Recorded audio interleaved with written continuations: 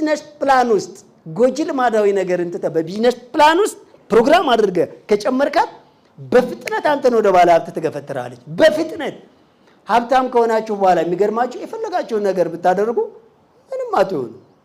የፈለጋችሁትን ነገር ብታደርጉ ለምን ካላችሁኝ በቢዝነስ ፕላን ውስጥ የመጣ ሀብት ምን አይልም ብያችኋለሁ የተፈጥሮና የሰው ሰራሽ አደጋ አይመተው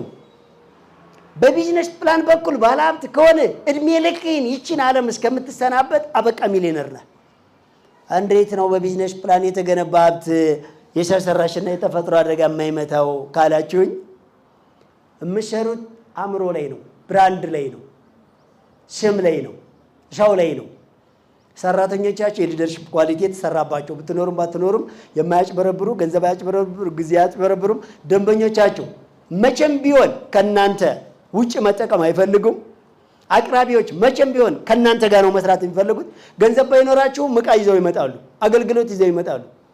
ተጠቃሚ ወደ እናንተ ይመጣሉ ሰራተኛ ከናንተ ጋር መቀጠል ይፈልጋል ለምን አይ ብራንድ እናንተ ጋር ቶሎ ባለ ሀብት መሆኛ መንገድ አለ ምሳሌ የኛ ድርጅት በላይ አትክልትና ስፔዛ ማዕከል ለምንድን ነው ሰራተኞቹ አለቃ የላቸውም ግን በቀን 14 ሰዓት ይሰራሉ ግን አንድ ብር አይሰርቁም ለምንድን ነው ከዚህ ድርጅት ጋር ሲሰሩ ቢያንስ በ5 አመት ውስጥ ሊፍት ብለው የራሳቸውን ድርጅት የሚከፍት ዕውቀትና ሀብት ማፍራት ስለሚችሉ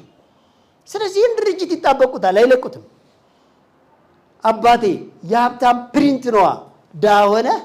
ከዕውቀትና ከገንዘብ ነፃ ሆነ ትገባለህ በዚህ በኩል ግን ጂኒየስ ሙር ባላት ሸባይነትን ገንብተህ ሀብትን ገንብተህ በዛ በኩል ትወጣለህ እንደዚህ አይነት ቤት ውስጥ ታዲያ በምንስ ቢሉ ትመለሳለህ እንኳን ነፃ ክፍት ሆኖል የሚሊዮነሮች መንገድም እንደዛ ነው እያደረገ ያለው ስለዚህ አሁን እኔ ማውራችሁ እዚህ ጋር ሂሳብ ስራ ተጠንቀቅ ሂሳብ ስትሰራ ብሩ ላይ ብቻ አይደለም ያልገባችሁ ሰዎች መቆጠብ ላይ ብቻ አይደለም ማባዛት ላይ ነው አባዛ አንድ ደቂቃ አንድ ጊዜ አታባከን እኛ የተንሳኤ ዕለት ያረፋም ዕለት የኢድም ቀን የተንሳኤም ቀን ሱቅ እንሰራ ነበር ብለናል ብቻዬን አይደለም ከሚስቴ ጋር ሱቅ አድር ነበር ብቻዬን አይደለም ከልጄ ጋር ሱቅ አድር ነበር ነገርናችሁ እኮ መጉላላት ቻልበት እንጂ መዝናናት ትደርሳለህ አሁን ስራ ቦታዬ ላይ በሄድም ባልሄድም የማይቋረጥ ገቢ የሚጎርፈው በዛ አይነት የተገነባ ብራንድ ስላለ ነው ብራንድ ሻው ነው ብራንዴ ነው እንጂ አሁን በሚሊዮን የሚቆጠር ገንዘብ ምናምን በየሱፐር ማርኬቱ የታጨቃቃ በየመኪና ላይ ያለ ገንዘብ ተውትሱ አንድ ቀን ሊወድም ይችላል አያችሁ ሰው ሰራሽና የተፈጥሮ አደጋ ሊመታ የሚችለው የሚዳሰስ ነገር ነው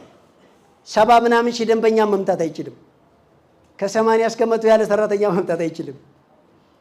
ከ300 እስከ 400 ያለ አቅራቢ ድርጅቶችን መምታት አይችልም በእነሱ አማካኝና አገልግሎቱ ይቀጥላል አይቀጥልም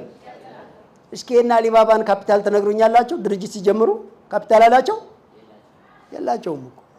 የላቸውም ካፒታል የላቸውም እስቲልና ሊባባ ተወራ ያ ዓለማችን ግዙፉ ካምፓኒ አማዞን ካፒታል የለውም በኋላ የመጣ ነው አሁንም በካፒታሎቹ አይደለም በሲስተሙ ነው በካፒታሎቹ ነው አሁን ገቢ ያስገባ ያለው